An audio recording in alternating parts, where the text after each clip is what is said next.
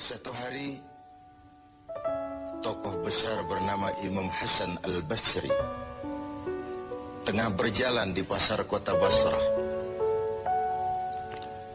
Datang seseorang lalu bertanya kepada beliau, "Ya Aba Ishaq," wahai Abu Ishaq, panggilan buat Imam Hasan al-Basri.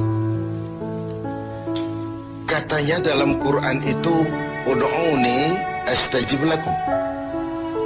Berdoalah kepadaku, aku akan jawab doamu. Mintalah kepadaku, aku akan penuhi permintaanmu. Begitu janji Allah dalam Quran. Lah kami ini, kata si orang tadi, sudah lama berdoa kepada Allah. Sudah banyak kali kami memohon kepadanya. Wah, kok sampai sekarang doa kami nggak dijawab-jawab, nggak pernah dikabulkan. Ini bagaimana? Katanya berdoa, aku kabulkan. Sudah lama kami berdoa. Kenapa nggak pernah dikabul-kabulkan? Apa doa kami salah pasang? Apa Tuhan pas kebetulan nggak dengar? Atau bagaimana ini? Imam Hasan al-Basri senyum lalu menjawab, "Ya ahlal Basrah, hai penduduk Basrah, hatimu mati. Dari hati yang mati, bagaimana mungkin doa akan terjawab? Tidak ada getaran yang menyebabkan channel kepada Allah itu nyambung. Tidak ada. Dari hati yang mati, doa tidak mengeluarkan getaran untuk sampai kepada aras. Hatimu mati, maka doamu tidak dikabulkan." Kita renungkanlah jawaban ini. Sederhana, doa tidak didengar Tuhan. Permohonan tidak dikabulkan olehnya. Tapi kalau kita mau menukik kepada renungan yang lebih jauh, kemalangan apa yang lebih besar? Selain daripada kalau Allah sudah berpaling kepada kita dalam hidup ini. Permohonan tidak didengar, doa tidak dikabulkan, Allah sudah masa bodoh dengan kita. Kemana lagi langit tempat kita bernaung? Kemana lagi bumi tempat kita berpijak? Kalau Allah sudah berpaling dalam hidup ini kepada kita, itulah kemalangan yang paling besar dalam hidup ini. Sementara kita berleha-leha, menurut kita kemalangan itu kehilangan jabatan, kemalangan itu kehilangan harta benda, kemalangan itu adalah kehilangan orang yang kita sayangi. Allah berpaling dalam hidup kita, tidak pernah kita melakukan evaluasi. Nah, apa yang menyebabkan hati itu jadi mati? Sehingga tidak ada getaran yang nyambung ke aras, yang mengakibatkan Tuhan berpaling dari kita. Doa tidak lagi didengar, permohonan tidak lagi dikabulkan.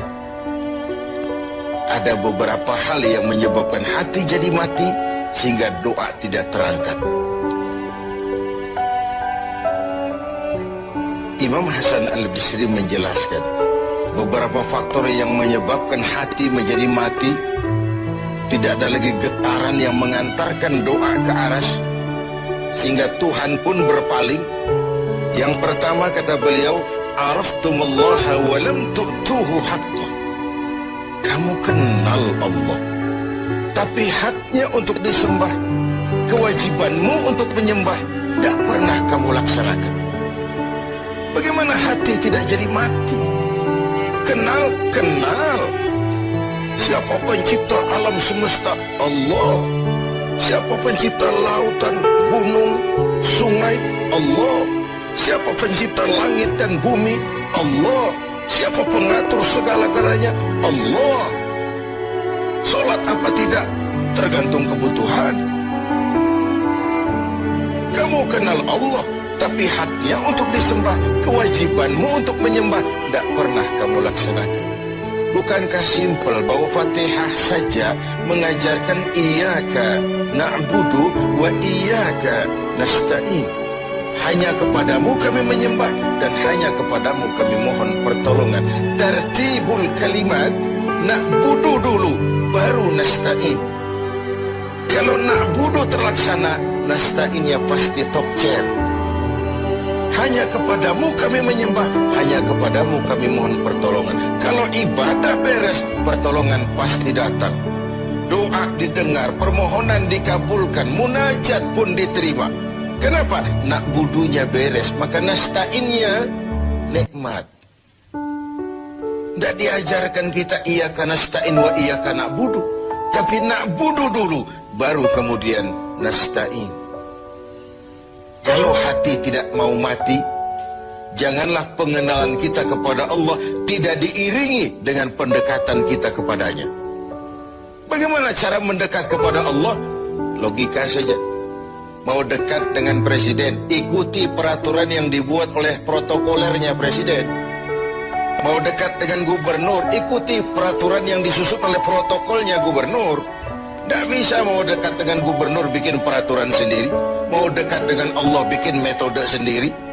Dengan jalan ngelamun, duduk madep ngidul, bengong 4-5 jam, lalu mau dekat dengan Allah. Mau dekat dengan Allah, ikuti cara yang sudah diatur oleh Allah melalui utusan-utusannya. Bukan dengan cara membuat sesuatu sendiri. Ini yang pertama. Lalu yang kedua, yang menyebabkan hati jadi mati, qara'tumul Qur'an walam ta'malu bih. Kamu baca Al-Quran, kamu dengungkan Al-Quran, kamu sanjung Al-Quran, walam ta'malu bih, tapi isinya, ajarannya tidak pernah kamu laksanakan. Isinya, ajarannya sering malah diinjak-injak. Bukankah kita hidup di satu zaman di mana tuntunan sudah menjadi tontonan, dan tontonan sering dianggap sebagai tuntunan? Bukankah kita hidup di satu masa di mana orang yang jujur dikhianati dan pengkhianat malah diberikan amanah? Bukankah zaman ini sudah terjadi pergeseran nilai yang sedemikian rupa? Kita baca Al-Quran, kita musabakohkan pula bacaannya, tapi isinya, ajarannya tidak pernah kita laksanakan. Bahkan nyaris sering kita injak-injak. Hati jadi mati. Sama dengan kalau kita dikirimi surat oleh seseorang yang sangat kita kagumi. Kita baca surat itu siang malam. Kita ceritakan kepada orang, saya dikirimi surat oleh orang yang sangat saya kagumi. Tapi perintah yang ada dalam surat itu tidak pernah kita laksanakan. Saya percaya betul yang kirim surat mesti marah. Kau baca itu penting supaya kau ngerti apa isinya, tapi setelah kau ngerti mau ia laksanakan. Begitu Al-Quran diturunkan kepada kita, kamu baca Al-Quran tapi isinya tidak pernah kamu amalkan. Bagaimana hati tidak akan menjadi mati karenanya? Yang ketiga, penyebab hati itu menjadi mati, akaltum ni'mata rabbikum walam tashkurulah.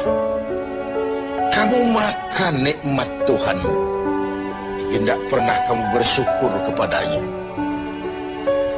Ikan Tuhan di laut itu tiap hari diciduki, tapi Tuhannya diabaikan. Tidak pernah sesaat pun dalam hidup ini nikmat Allah pernah berhenti. Sejak kita bangun tidur sampai kita tidur kembali, bahkan tidur itu sendiri. Dari sekian nikmat yang kita tidak akan pernah sanggup menghitungnya, Tuhan cuma minta syukuri nikmat itu. Kalau kau syukuri, aku tambah. Kalau kau ingkar, azabku itu pedih.